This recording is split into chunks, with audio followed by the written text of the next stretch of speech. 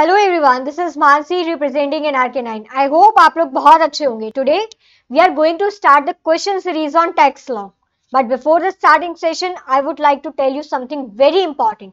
Session start करने से पहले मैं आप लोगों के कुछ बेसिक पॉइंट्स क्लियर कर दूं और ये डिस्कस बता दूं आप लोगों के लिए स्ट्रैटेजी की, किस स्ट्रैटेजी के अकॉर्डिंग हम इस सीरीज को कंटिन्यू करने वाले हैं। देखिए स्टूडेंट्स, आप लोगों के एग्जाम स्टार्ट होने में ऑलमोस्ट 25 डेज हैं। इस टाइम के लिए स्टूडेंट के लिए बेस्ट स्ट्रैटेजी क्या है कि वो नंबर ऑफ क्वेश्चंस को प्रैक्टिस करें। अगर किसी स्टूडेंट ने अपना पूरा सिलेबस कवर कर लिया है, उसे रिवाइज कर लिया है, that's a well and good. अगर फिर भी किसी स्टूडेंट का मेजर पोर्शन कवर हुआ है या कुछ पार्ट कवर हुआ है, तो उसके लिए बेनिफिशियल क्या है कि वो इसी टाइम में अब टाइम साइड बाय साइड उनके क्वेश्चन को भी प्रैक्टिस करता रहे। उसका क्या बेनिफिट मिलेगा? अगर हम क्वेश्चन प्रैक्टिस कर रहे हैं तो हमारे को कॉन्फिडेंस इंक्रीज होगा कि हाँ ये हमने लर्न किया था, ये हमने रिवाइज किया था या कवर कर लिया था, तो उसके हमारे क्वेश्चन भी सॉल्व हो रहे हैं। और अगर हमारे क्वेश्चन सॉल्व नहीं होते हैं, तो अगर हमारे कॉन्सेप्ट में क्लैरिटी नहीं है, तो हमें पास सफिशिएंट टाइम है, हम उसे अभी भी रिवाइज कर सकते हैं। और one more important thing is that कि ये जो क्वेश्चंस आप लोगों के लिए प्रोवाइड किए जा रहे हैं, इसमें ऐसा नहीं है, this is very important question, but this doesn't means कि यही क्वेश्चंस एग्जाम्स में आने वाले हैं। अगर कोई भी इंस्टीट्यूट आपको ये गारंटी प्रोवाइड कराता है कि जो हम क्वेश्चंस आप लोगों को प्रोवाइड करा रहे हैं वही एग्जाम्स में आने वाले हैं, सो ऐसा बिल्कुल भी नहीं है। So students be aware. ICSI के कुछ अपने स्टैंडर्ड्स हैं, एथिक्स हैं, वो उसी के अकॉर्डिंग क्वेश्चन प्रिपेयर करता है। ऐसा नहीं होता है कि क्वेश्चन पहले ही आप लोगों के इंस्टीट्यूट के पास हो कि वही पेपर में आने वाला है तो वो स्टूडेंट्स को प्रोवाइड करा दे, ऐसा बिल्कुल भी नहीं होता है। हाँ, ये है कि ये क्वेश्चंस आप लोगों के लिए बहुत इंपॉर्टेंट है। उसका रीजन क्या है कि ये क्वेश्चंस जो प्रिपेयर किए जाते हैं, ये मेजरली चैप्टर के मेजर कॉन्सेप्ट्स को देख के प्रिपेयर किए जाते हैं कि मेजरली सारे एस्पेक्ट्स क्लियर हो जाए, और जो पास्ट ईयर के क्वेश्चन पेपर है उनको एनालिसिस करके ये क्वेश्चन पेपर प्रिपेयर किए जाते हैं आप लोगों के लिए। ठीक है, तो ऐसा बिल्कुल भी नहीं होता है कि ये गारंटी प्रोवाइड की जा रही है कि आप लोगों के पास यही क्वेश्चन आने वाले हैं एग्जाम्स में। लेकिन हाँ, ये आप लोगों के लिए मोस्ट इंपॉर्टेंट क्वेश्चन जरूर है। ठीक है, तो without wasting time let's start the session. आज के सेशन में हम कवर करने वाले हैं हाउस प्रॉपर्टी को। इस चैप्टर को हम दो पार्ट में डिस्कस करेंगे। फर्स्ट पार्ट इसी वीडियो में अवेलेबल है, सेकेंड पार्ट आप लोगों के लिए रेडी है इन द नेक्स्ट वीक। इस सीरीज में हमने मेजरली सारे एस्पेक्ट्स को कवर किया है, जिससे आप लोगों का हम क्वेश्चन सॉल्व करेंगे तो आप लोगों के मेजर सारे कॉन्सेप्ट्स भी रिवाइज हो जाएंगे side by side. Dear students, without wasting time let's start the session now. The first question is here,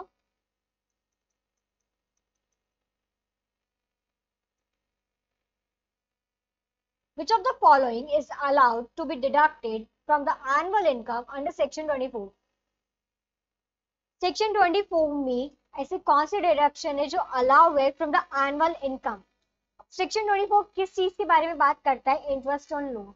interest on loan कि अगर किसी पर्सन ने अपनी हाउस प्रॉपर्टी को बिल्ड करने के लिए कोई लोन लिया था, उसके कुछ टर्म्स स्पेसिफाई है कि अप टू दिस ईयर उससे पहले का लिया है तो कितने अमाउंट की डिडक्शन है, और इस ईयर के बाद लिया है तो कितने अमाउंट की डिडक्शन है। तो पर्टिकुलरली सेक्शन 24 किसके डिडक्शन की बात करता है? Loan amount. लोन पे जो इंटरेस्ट हम पे कर रहे हैं उस अमाउंट की डिडक्शन प्रोवाइड की जा रही है अंडर सेक्शन 24। तो क्वेश्चन क्या पूछ रहा है हमसे? Which of the following is allowed to be deducted from the annual income under section 24? Option 1 is municipal taxes, no. Second one is 30% of the annual value, this is the standard deduction. 30% की deduction क्या होती है? Standard deduction होती है। Clear? Third one is insurance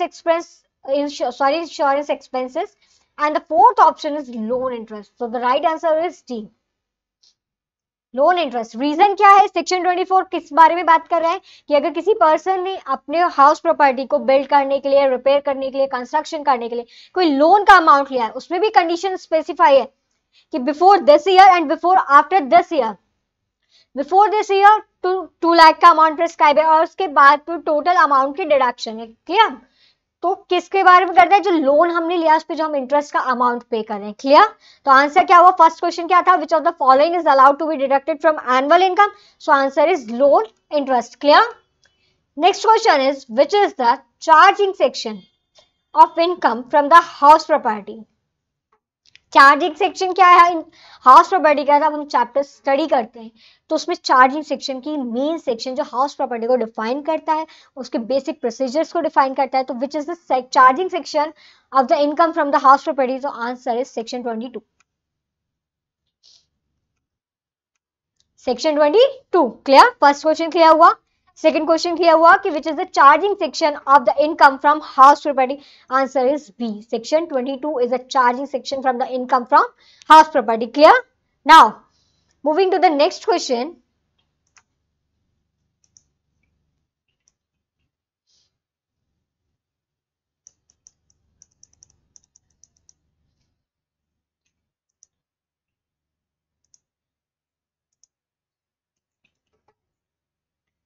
income from vacant plot, ध्यान से पढ़ना, vacant plot MCQ question solve करने की एक बेस्ट स्ट्रैटेजी क्या होती है कि अगर आपने क्वेश्चन को बहुत अच्छे से एकदम की पॉइंट से बहुत स्ट्रेट माइंड से क्वेश्चन को 2 बार भी आपने अच्छे से पढ़ा है तो आप लोगों को एक आंसर का हिंट क्वेश्चन में ही मिल जाता है। तो आप लोग एग्जाम में जब क्वेश्चन अटेम्प्ट करेंगे तो क्वेश्चन को हम कम से कम 2 बार पढ़ेंगे, जिससे हमें क्वेश्चन को ध्यान से पढ़ने से हमें आंसर वहीं की वहीं मिल जाएगा। Clear. Income from the vacant plot is taxable under the head, देखिए तब हम हाउस प्रॉपर्टी की बात करते हैं तो हाउस प्रॉपर्टी में कौन सी इनकम टैक्सेबल होती है, या तो रेंट की इनकम आ रही है, हमने उसको लेट आउट किया है, या बिजनेस एंड प्रोफेशन में हम बिजनेस एंड प्रोफेशन में दे रहे हैं तो वो पीजीपीपी में जाएगा। ठीक है, तो उसके लिए मेजर क्या है कि उस पर कोई बिल्डिंग होनी चाहिए, उस पर कोई वैकेंट प्लॉट नहीं होना चाहिए, कोई बिल्डिंग होनी चाहिए जिसे हम एक हाउस कह सकें। हाउस प्रॉपर्टी का मीन क्या हुआ कि एक बिल्डिंग होनी चाहिए जिसमें हम डिफरेंट एस्पेक्ट्स में हम डिस्कस करते हैं कि हमने लेट आउट कर रखा है, सेल्फ ऑक्यूपाइड है, वो डिफरेंट एस्पेक्ट्स है। तो हाउस प्रॉपर्टी के लिए मेजर पॉइंट क्या है कि वहां पे कोई बिल्डिंग होनी चाहिए। अब यहाँ पे क्वेश्चन क्या पूछ रहा है, वैकेंट प्लॉट। वैकेंट प्लॉट क्या हुआ, अगर कोई वैकेंट प्लॉट पड़ा है उस पर कोई भी बिल्डिंग नहीं है तो उसमें वैकेंट प्लॉट से जो इनकम जनरेट हो रही है तो वो हाउस प्रॉपर्टी में तो टैक्सेबल होगी नहीं। Clear. Profit and gains from business और प्रोफेशन में भी टैक्सेबल होगी, उसमें मेजरली इनकम कहां से टैक्सेबल होती है कि जो बिजनेस से आ रही है या हमारी प्रोफेशन से आ रही है। तो आंसर क्वेश्चन क्या बोल रहा है, income from vacant plot is taxable under the head income from house property, no.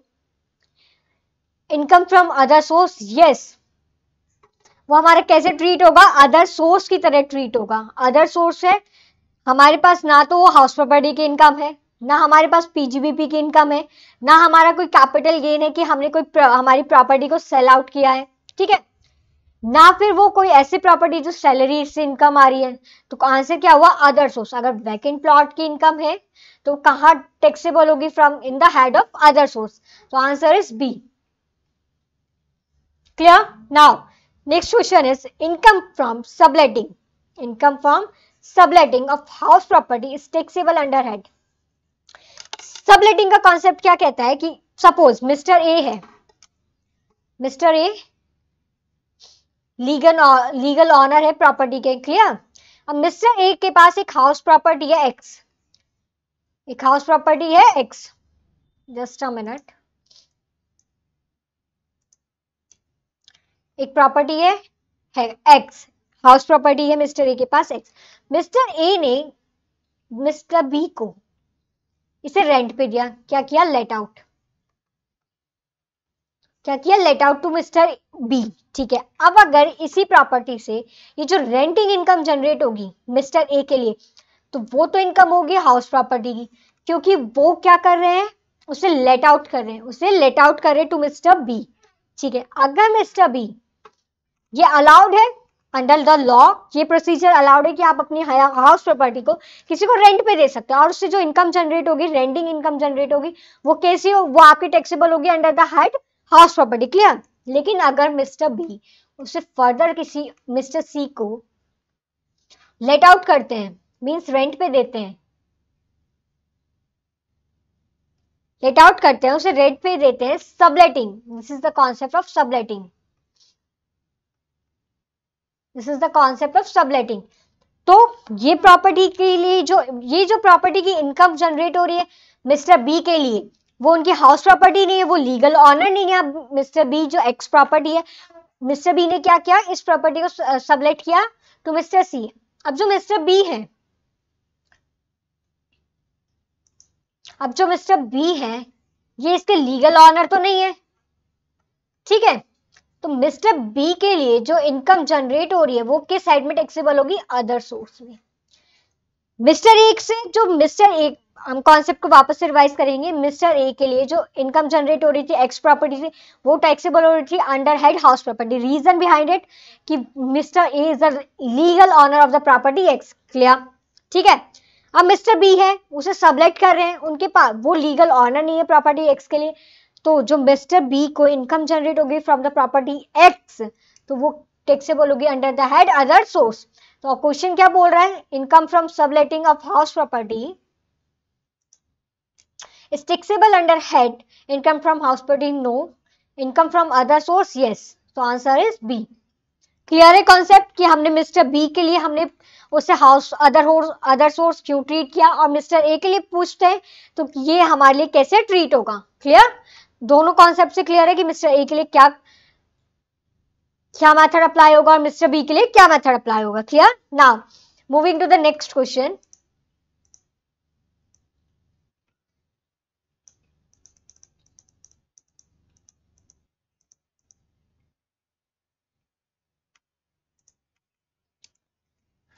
Annual value of property of social club.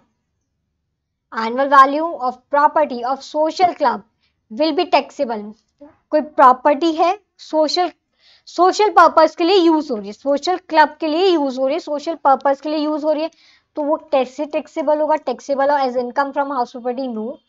Taxable under the head other source, no. Exempt from tax, government ने कुछ exemptions provide करा रखी है, तो उसमें one of the exemptions क्या है कि अगर कोई आपकी प्रॉपर्टी है वो सोशल क्लब में यूज हो रही है, सोशल पर्पस में यूज हो रही है, तो उससे जो इनकम जनरेट होगी वो टैक्सेबल नहीं होगी। This is exam from income tax. Clear. Now next question on this, next question.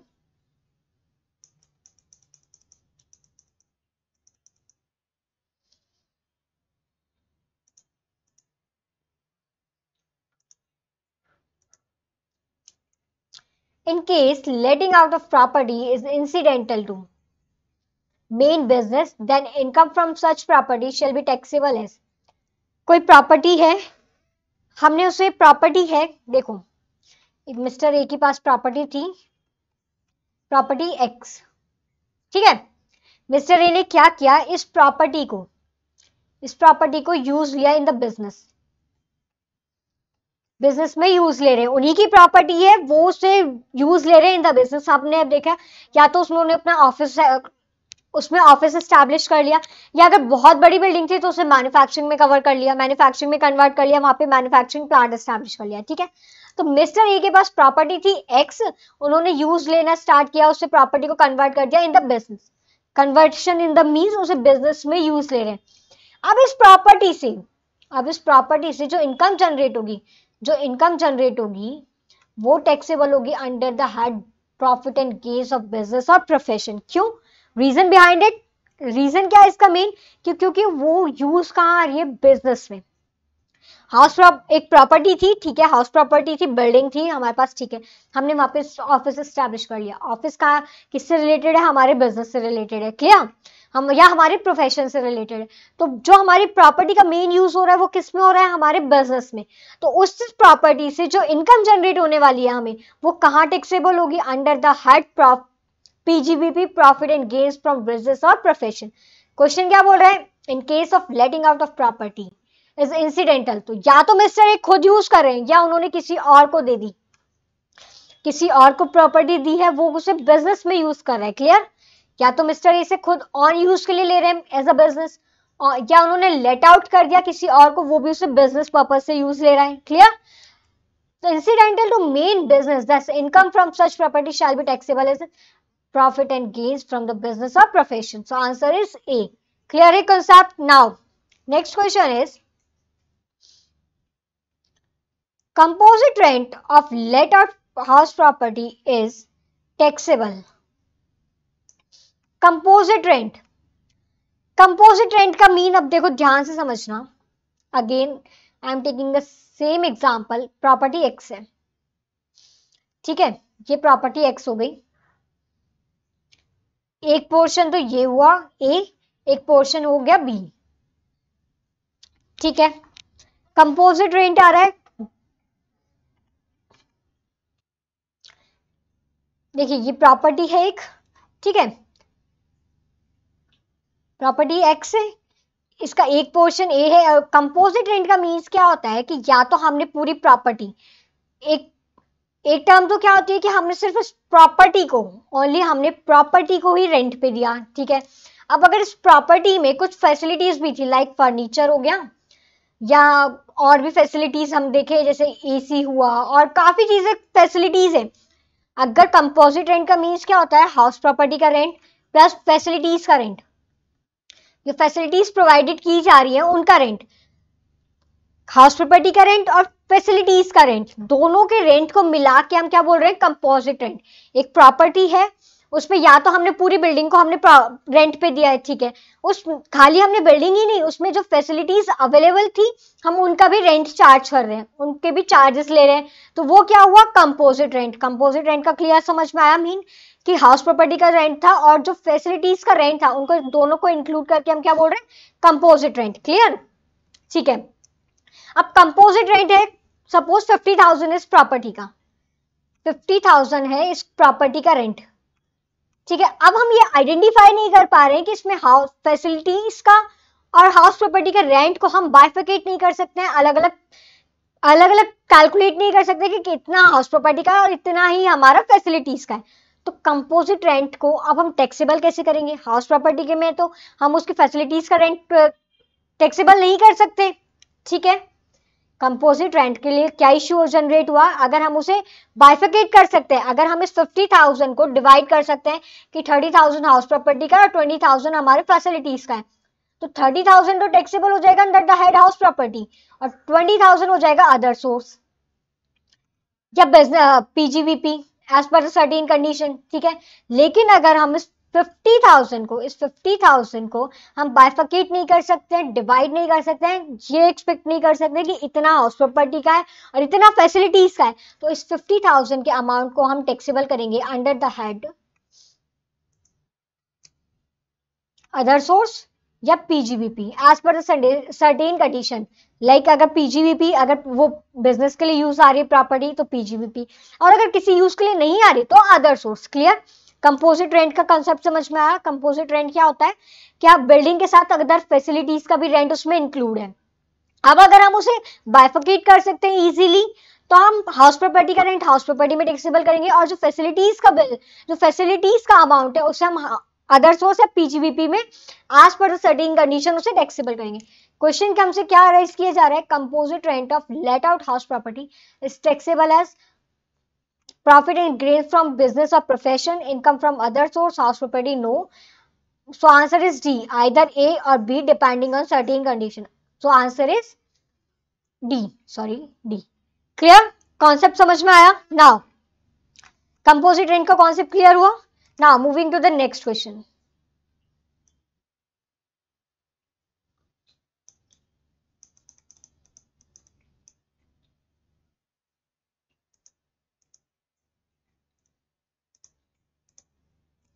Expected rent is equals to, expected rent हम कैसे कैलकुलेट करते हैं, एक्सपेक्टेड रेंट होता क्या है कि हमारी कोई प्रॉपर्टी है, कोई प्रॉपर्टी है, ठीक है, उसका उस एरिया में हम कितना रेंट एक्सपेक्ट करते हैं। मतलब जैसे अगर हम बात करें एक पर्टिकुलर लोकेलिटी है, इस एरिया में बिल्डिंग का रेंट इतना ही चलता है क्योंकि हमारे आस जो और भी वहाँ पे बिल्डिंग्स हैं, प्रमाइसेस हैं, उनका रेंट इसी रेट पे है, तो हम एक एक्सपेक्ट करके चलते हैं कि इतना रेंट हमें ईयरली प्रोवाइडेड हो जाएगा या इतना ईयरली रेंट ये प्रॉपर्टी हमें जनरेट करके देगी। अब एक्सपेक्टेड रेंट हम कैलकुलेट कैसे करते हैं, देखो फेयर रेंट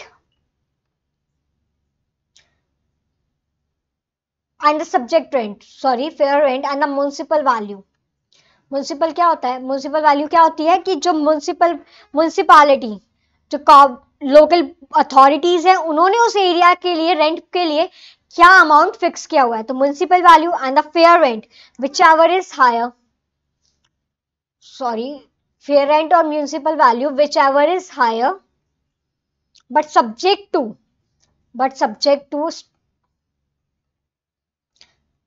स्टैंडर्ड रेंट। अभी आप लोग इस फॉर्मूला को याद रखिए, इसे हम आगे क्वेश्चन सॉल्व करेंगे तो ये ज्यादा अच्छे से क्लियर होगा। Expected rent is equals to higher of the fair rent और municipal valuation subject to the maximum of standard rent. Clear? Answer क्या हुआ? डी। एक्सपेक्टेड रेंट कैसे कैलकुलेट हो रहा है? Clear? Now next question, in which of the following cases the annual value of house is to be taken nil? किन cases में हम house property के एनुअल वैल्यू को निल लेते हैं? बहुत इंपॉर्टेंट है, बहुत इंपॉर्टेंट है। इस पे आगे हम जाके बहुत सारे प्रैक्टिकल क्वेश्चन डिस्कस करने वाले जो आप लोगों के लिए बहुत इंपॉर्टेंट है। देखिए, अगर किसी पर्सन के पास प्रॉपर्टी है, उसने सेल्फ ऑक्यूपाइड कर रखी है। सेल्फ ऑक्यूपाइड मीन्स वो उस प्रॉपर्टी को खुद के यूज के लिए ले रहा है। खुद के यूज के लिए या तो खुद रह रहा है उस प्रॉपर्टी में, या अपनी प्रॉपर्टी को अपने पर्पस के लिए यूज ले रहा है, चाहे बिजनेस में ले रहा हो या अदर पर्पस में, वो सेल्फ यूज में ले रहा है उस अपनी प्रॉपर्टी को। तो in the case of self occupied house property, the annual value of house to be taken nil. Clear? Now next question is,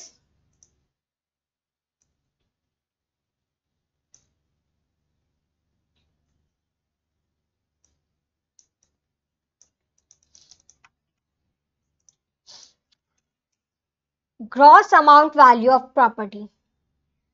हमें प्रॉपर्टी की क्या कैलकुलेट करनी है? जीएवी कैलकुलेट करने का एक बेसिक फॉर्मूला क्या होता है?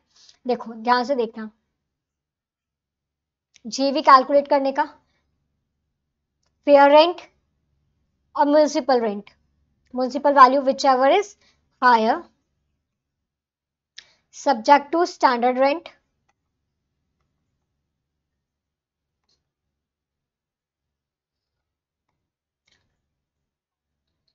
और actual rent whichever is higher. पहले हम क्या करेंगे? फेयर रेंट और म्युनिसिपल वैल्यू में से हायर कैलकुलेट करेंगे, उससे सब्जेक्ट उसमें से और स्टैंडर्ड रेंट में से जो लोअर होगा उसमें से उसे कंसिडर करेंगे। देन स्टैंडर्ड रेंट जो एक्सपेक्टेड रेंट कैलकुलेट हो गया, एक्सपेक्टेड रेंट और actual rent whichever is higher. Clear? GV calculate करने का हमारे पास क्या फॉर्मूला है? देखिए ध्यान से समझना। फेयर रेंट और municipal value whichever is higher, उनमें से हायर को कैलकुलेट किया but subject to the standard rent. ये तो हमारे पास क्या निकल के आया? Expected rent. एक्सपेक्टेड रेंट कैसे आया? म्युनिसिपल वैल्यू और fair rent whichever is higher but subject to this standard rent. ठीक है, हमारे पास एक्सपेक्टेड रेंट आ गया। एक्सपेक्टेड रेंट और actual rent whichever is higher is the gross annual value. Clear? अब क्वेश्चन देखते हैं। The municipal value of a property 2,10,000, fair rent इसमें से कैलकुलेट करना है विच एवर हायर, तो 2,10,000 को कंसीडर करते हैं। ठीक है, standard rent to subject to the standard rent 1,80,000, तो उसमें से हम क्या कंसीडर करेंगे? 1,80,000 हमारा क्या हो गया? 1,80,000 is the expected rent.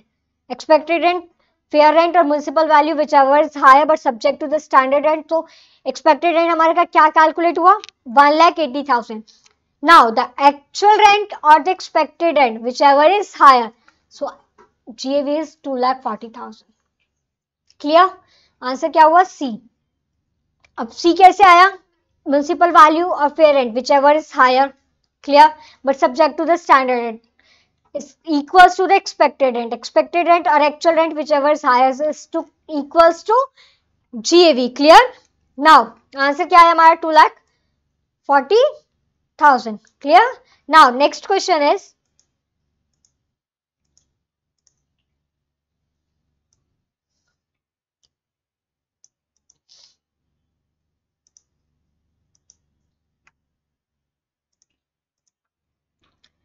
find out the expected rent of house property P if the following given. Expected rent calculate करना है, municipal value of fair rent whichever is higher but subject to the standard rent.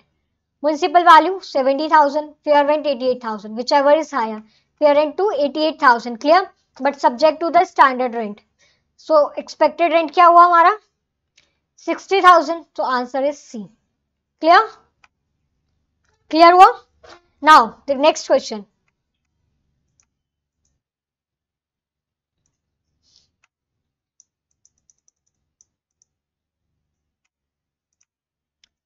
Again the same question, find the gross annual value. Gross annual value का formula हम फटाफट से revise करेंगे। Fair rent, uh municipal value, whichever is higher, ठीक है। Subject to standard rent, क्या आया हमारे पास? Expected rent. एक्सपेक्टेड रेंट और actual rent, whichever is higher is GAV, gross annual value. Clear? Now question में क्या given है? Municipal value 1,60,000, fair rent 1,20,000, whichever is higher 1,60,000। Standard rent कितना है? 1,50,000। तो हमारा एक्सपेक्टेड रेंट कितना हुआ? 1,50,000। क्लियर? एक्चुअल रेंट हमें कितना प्रोवाइडेड है? 1,55,000। सो GAV क्या हुआ? विच एवर इज हायर, तो GAV कितनी हुई हमारी? 1,55,000। क्लियर? आई होप यहां तक क्लियर होगा आप लोगों को। Now next question.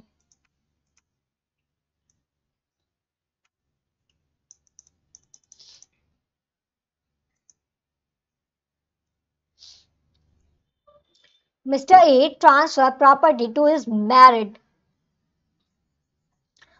daughter to inadequate consideration, who will be liable to pay tax? देखिए, मिस्टर ए ने प्रॉपर्टी ट्रांसफर किए टू अ मैरिड डॉटर, फिर इनएडिक्वेट कंसिडरेशन। ये कॉन्सेप्ट कहाँ आता है? डीम्ड ऑनर के। This concept cover under the deemed honour. Mister A यहाँ पे कैसे ट्रीट होंगे? डीम्ड ऑनर की तरह। रीजन क्या है? उन्होंने प्रॉपर्टी ट्रांसफर करी है टू हर डॉटर, अपनी डॉटर को प्रॉपर्टी ट्रांसफर करिए फॉर इनएडिक्वेट कंसिडरेशन। तो mister A, here the Mr. A will be treated as the deemed honor. Clear? Who will be liable to pay tax? Answer is Mr. A. Deemed honor के concept को हम आगे further questions में बहुत detail में discuss करेंगे, इसलिए अभी अगर हम देखें तो मिस्टर ए ने प्रॉपर्टी ट्रांसफर करी अपनी मैरिड डॉटर को फॉर इनएडिक्वेट कंसिडरेशन, तो लाइबल कौन हुआ टैक्स पे करने के लिए? Mister A. Clear? Now next question is, a person who has the legal title of property as per transfer of property act is known as, अगर किसी पर्सन के पास टाइटल है, लीगल टाइटल है प्रॉपर्टी का, वो क्या, उसे कैसे ट्रीट किया जाएगा? Legal owner. His answer is A. Clear? Now moving to the next question.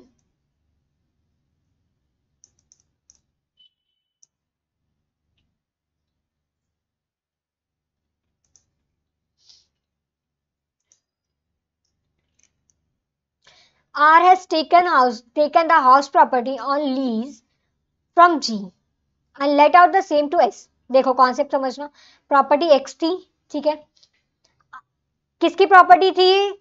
G की। G की प्रॉपर्टी थी G की प्रॉपर्टी थी X। G ने इसे किसे लीज पे दिया? R को, लीज पे। क्लियर? R को इन्होंने प्रोवाइड की प्रॉपर्टी लीज पे। क्लियर? R ने क्या किया? इसे लेट आउट किया टू S, लेट आउट कर दिया टू X।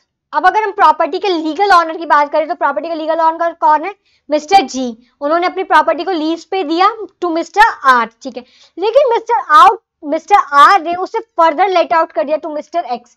अब अगर हम मिस्टर आर की बात करते हैं तो मिस्टर आर प्रॉपर्टी के लीगल ऑनर नहीं है, उनके पास प्रॉपर्टी का टाइटल नहीं है, उनके पास एक टाइटल है for the enjoyment.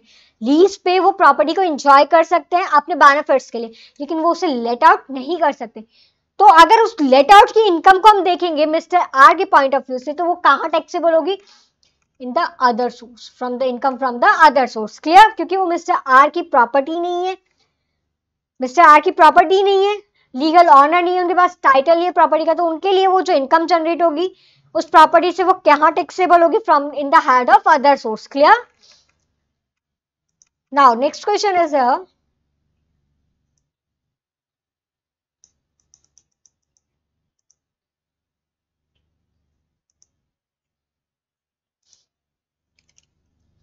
The sum of which property might reasonably expected late year to year is known as, हम हमारी प्रॉपर्टी के लिए रेंट एक्सपेक्ट कर रहे हैं कि इस ईयर में हमारे पास ये रेंट जनरेट होगा, तो this term is known as the expected rent.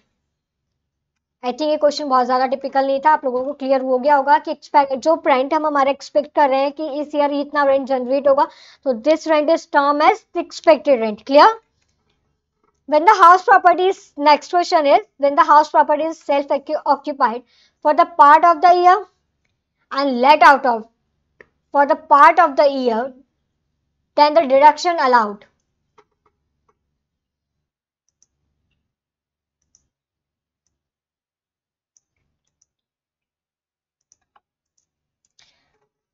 Again, I am repeating the question. When the house property is self-occupied for the part of the year and let out for the part of the year, then the deduction allowed. यहाँ printing mistake है. Cannot exceed the value. Question क्या पूछ रहा है कि अगर कोई property है वो हाफ ईयर के लिए तो सेल्फ ऑक्यूपाइड थी, मीन्स वो खुद ही उसे यूज कर रहा था, और हाफ ईयर के लिए उसे लेट आउट किया गया, मीन्स उसे रेंट पे प्रोवाइड किया, तो उसके लिए डिडक्शन अलाउड होगी. Answer is no. अगर प्रॉपर्टी या तो कंप्लीटली सब पूरे ईयर के लिए लेट आउट है, तो उसके लिए डिडक्शंस अवेलेबल है, या अगर पूरी ही सेल्फ ऑक्यूपाइड है तो उसके लिए, अगर प्रॉपर्टी एक माइनर पोर्शन भी प्रॉपर्टी का लेट आउट है, सेल्फ ऑक्यूपाइड है, तो उसके लिए डिडक्शंस अवेलेबल नहीं है. इस लेट आउट के कॉन्सेप्ट को हम आगे क्वेश्चन में बहुत डिटेल में देखने वाले हैं. तो अगर हम अभी समझने के लिए देखें कि हाउस प्रॉपर्टी सेल्फ ऑक्यूपाइड है, अगर सेल्फ ऑक्यूपाइड का क्वेश्चन आता है तो उसके लिए डिडक्शंस अवेलेबल नहीं है. सो answer is D. Clear?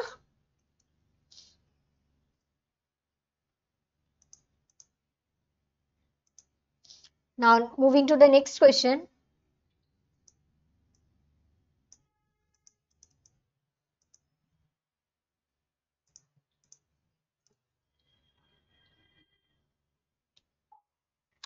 A has two house property, both are self-occupied. The annual value. House property के लिए क्या कॉन्सेप्ट होता है कि जो हाउस प्रॉपर्टी होती है, किसी पर्सन के पास हाउस प्रॉपर्टी है, लाइक एन एग्जांपल मिस्टर ई, उनके पास दो प्रॉपर्टी है, एक्स एंड वाई, दोनों कैसी है, सेल्फ ऑक्यूपाइड. अब मिस्टर ई के पास क्या ऑप्शन है, लॉ क्या कहता है कि अगर आपके पास सेल्फ ऑक्यूपाइड प्रॉपर्टी तो आप एक के लिए ही आपको अवेलेबल क्या होगा कि आप एक की ही एनुअल वैल्यू को निल लेंगे, दूसरी प्रॉपर्टी को आपको लेट आउट ट्रीट करना पड़ेगा. क्लियर? कॉन्सेप्ट क्या कह रहा है, दोबारा ध्यान से सुनेंगे कि अगर आपके पास दो सेल्फ ऑक्यूपाइड प्रॉपर्टी है तो आप एक की ही एनुअल वैल्यू को निल कंसीडर करेंगे, दूसरी वैल्यू को आपको ऐसा लेट आउट ट्रीट करना पड़ेगा. अब मिस्टर ए के पास ऑप्शन है कि इन दोनों में से वो किसी एक प्रॉपर्टी को तो सेल्फ ऑक्यूपाइड ट्रीट कर सकते हैं और दूसरी को उन्हें as per the law let out treat करना पड़ेगा. तो क्वेश्चन क्या पूछ रहा है, mister A has two house property, both are self occupied, the annual value of both houses are nil. No, one house shall be nil.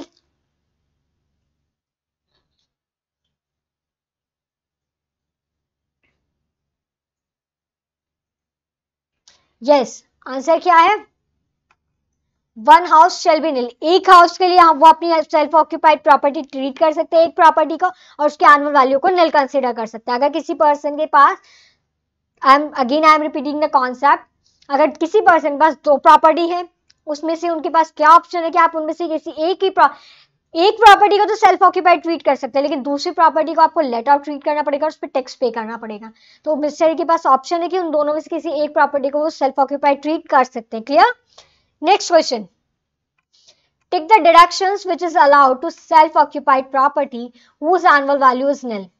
अगर self occupied property है तो उसके लिए कौन कौन सी डिडक्शंस अवेलेबल है, 30% standard deductions no, insurance premium no,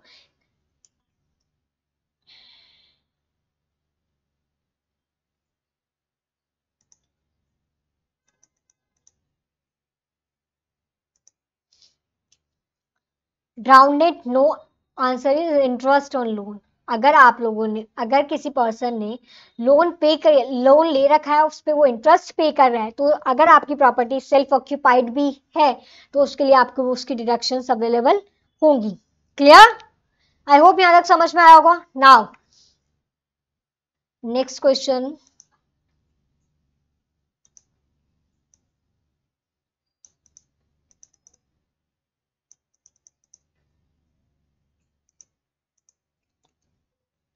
From determining the income from house property, unrealized rent shall be. Unrealized rent क्या होता है कि सपोज किसी पर्सन का रेंट था 20,000, 20,000 पर मंथ। क्लियर? तो जो टीनेंट था उसने 15,000 पे किया। 20,000 क्या हुआ? Actual rent. Actual rent. अब इसे हम एनुअली कैलकुलेट करें, एनुअल रेंट कितना हुआ उस प्रॉपर्टी का? 2,40,000। ठीक है, अब 2,40,000 में से टीनेंट ने पे कर दिया 1,80,000। 1,80,000 पे कर दिया। 60,000 जो अमाउंट था उन्होंने पे नहीं किया। एनुअल रेंट कितना था? 2,40,000। क्लियर? उसमें से पे कितना कर दिया? 1,80,000। जो 60,000 का अमाउंट था, this amount is term as unrealised rent. Unrealised means जो ऑनर को प्रोवाइड नहीं हुआ है, जो ऑनर को नहीं मिला है, रियलाइज्ड नहीं हुआ है। तो 60,000 का जो अमाउंट उन्होंने पे नहीं किया तो वो क्या हुआ? Unrealised rent. अब उसे हम एनुअल वैल्यू कैलकुलेट करेंगे तो उसे हम किस में से डिडक्ट करेंगे? एनुअल रेंट में से। एनुअल रेंट क्या हुआ? 2,40,000। तो एनुअल रेंट कितना उस प्रॉपर्टी से कितना जनरेट होना था? 2,40,000 का। बट उन्होंने पे कितना नहीं किया? 60,000। तो जो 1,80,000 का अमाउंट आएगा, this is term as the actual rent, क्योंकि एक्चुअल रेंट उन्हें रिसीव्ड कितना हुआ। क्लियर? तो जब भी ये बहुत अच्छे से याद रखना, एग्जाम में क्वेश्चन में कंफ्यूजन बिल्कुल मत करना कि एक्चुअल जो अनरियलाइज्ड रेंट होता है वो कहां से डिडक्ट होता है? From the annual rent. Clear? तो deducted from the annual rent. Clear? और फिर जो एनुअल रेंट में से अनरियलाइज रेंट को तो हम डिडक्ट करते हैं, तो जो अमाउंट आता है this is term as actual rent, जितना रेंट उन्हें रिसीव हुआ। क्लियर? आई होप यहाँ तक आप लोगों को क्वेश्चन समझ में आया होगा। हमने क्वेश्चन के साथ साथ उनके कॉन्सेप्ट को भी रिवाइज किया। आई होप यहाँ तक समझ में आया होगा। इस सीरीज को हम अभी यहीं रोक रहे हैं। आप लोगों के यहाँ पे आंसर की भी अवेलेबल है। ठीक है, इस सीरीज को हम यहीं रोक रहे हैं। इसका रीजन क्या है? अगर बहुत लंबी सीरीज होगी तो उससे आप लोगों को करने में प्रॉब्लम आएगी, या कुछ इश्यूज होते हैं कि लंबे टाइम तक हम एक सॉफ्टवेयर के आगे नहीं बैठ सकते हैं, डेस्कटॉप के आगे से नहीं बैठ सकते हैं, उसे कंटिन्यू नहीं कर सकते। हमने इसलिए इसको आप लोगों के बेनिफिट के लिए इसलिए हमने इसे पार्ट में डिवाइड किया है। एक पार्ट में हमने इसे यहाँ कंप्लीट किया है, नेक्स्ट पार्ट हम नेक्स्ट वीडियो में कवर करेंगे। और अगर आप लोगों के लिए ये पीडीएफ के लिए आपको चाहिए तो आप स्क्रीन पे जो नंबर शो हो रहे हैं उस पर अपने पीडीएफ के लिए रिक्वेस्ट सेंड कर सकते हैं। आप लोगों को पीडीएफ प्रोवाइड करवा दी जाएगी। So dear students, enjoy the series and ready for the next part. And thank you everyone.